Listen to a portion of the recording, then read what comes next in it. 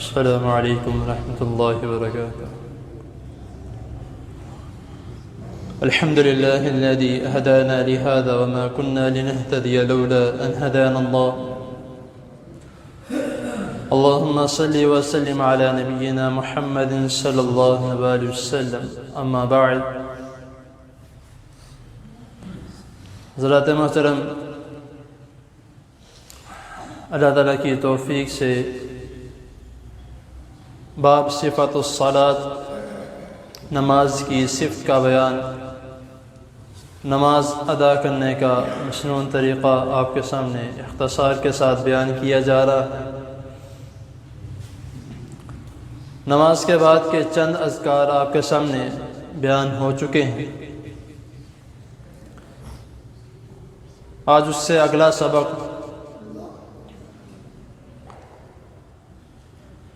کہ رسول اللہ صلی اللہ علیہ وسلم دعا ربی اعنی علی ذکرک و شکرک و حسن عبادتک کے بعد جو دعا پڑھا کرتے تھے نماز مکمل ہو جانے کے بعد،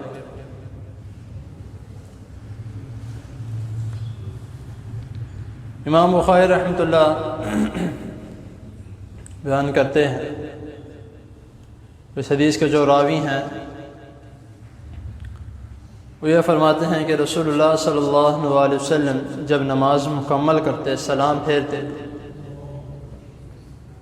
سلام پھیرنے کے بعد یہ کلمات کہا کرتے تھے۔ وہ کلمات کون سے ہیں؟ امید ہے کہ انشاءاللہ تعالی آپ سب کو پہلے علم ہوگا، بس ایمان کو تازہ کرنے کے لیے اور آپ کی یاد دہانی کے لیے، جس طرح ایک پودے کو تر و تازہ رہنے کے لیے پانی کی ضرورت ہوتی ہے، اسی طرح ہمیں بھی اپنی روح کو تر و تازہ رکھنے کے لیے دین کی بات بار بار سننے کی ضرورت ہے۔ تو وہ دعا کون سی ہے جو رسول اللہ صلی اللہ علیہ وسلم سلام پھیرنے کے بعد پڑھتے تھے؟ آپ کے سامنے میں پڑھنے لگا ہوں۔ لا الہ الا اللہ وحدہ لا شریک لہ، لہ الملک ولہ الحمد وہو علی کل شیء قدیر، اللہم لا مانع لما اعطیت ولا معطی لما منعت ولا ينفع ذا الجد منک الجد۔ اس کا ترجمہ سماعت فرما لیں، بہت ہی مؤثر ترجمہ ہے۔ اگر اس کو ہم سمجھنے کی کوشش کریں تو کہ اللہ تعالیٰ کے علاوہ کوئی معبود نہیں، وہ ایک ہے، لہ الملک وہی مالک ہے، لہ الحمد وہی تعریف کے لائق ہے، وہو علی کل شیء قدیر اور وہی ہر چیز پر قدرت رکھنے والا، صرف وہی۔ اللہم لا مانع لما اعطیت، کوئی بھی اس چیز کو، اس رزق کو یا جو اللہ تعالیٰ عطا کرے اس سے روک نہیں سکتا۔ کوئی یہ کہے کہ میں فلاں بندہ میرے پاس کام کرتا ہے تو میری وجہ سے رزق کھا رہا ہے، یہ غلط بات ہے۔ کیوں؟ اس کی روزی کس نے لگائی ہے؟ اللہ تعالیٰ۔ کوئی یہ نہیں کہہ سکتا کہ یہ فلاں بندہ میری وجہ سے رزق کھا رہا ہے۔ ولا معطی لما منعت، اور اگر کوئی ایسا شخص ہے کہ جس کو دینے سے اللہ تعالیٰ نے اپنا ہاتھ روکا ہوا، اور کوئی بندہ یہ کہے کہ اس کو میں کھلاؤں گا، میں پلاؤں گا، پھر دیکھتے ہیں کہ کون اس کو روکتا ہے، یہ بھی نہیں کر سکتا۔ کیوں؟ کیونکہ اللہ تعالیٰ نے اس سے اپنا ہاتھ روکا ہوا۔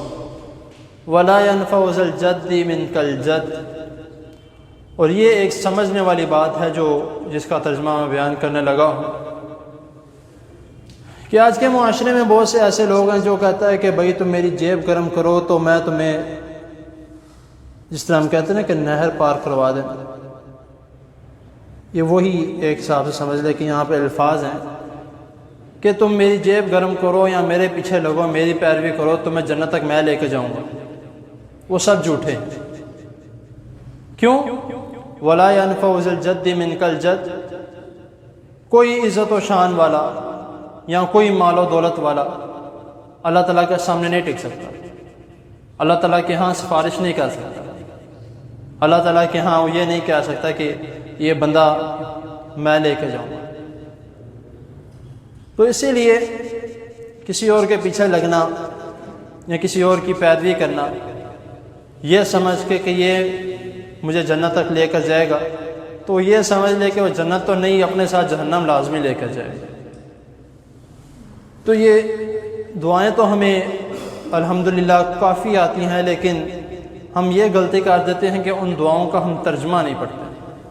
اگر ان دعاؤں کا ترجمہ پڑھ لیں تو میرے حساب سے مجھے پورا یقین ہے کہ ہماری زندگی کا مقصد ان دعاؤں میں ہی چھپا، اور ہمیں سارا کچھ پتہ لگ جائے گا کہ ان دعاؤں کا مطلب کیا ہے، ان دعاؤں کو ہمیں کیوں پڑھنے کی ضرورت ہے، رسول اللہ صلی اللہ علیہ وسلم کیوں پڑھا کرتے ہیں۔ تو اسی لیے اپنا معمول بنائیں، نماز کے بعد کچھ دیر بیٹھ کر یہ ذکر و اذکار لازمی کریں، تو انشاءاللہ تعالیٰ ان ذکر و اذکار کرنے کا ہمیں بہت فائدہ ہے۔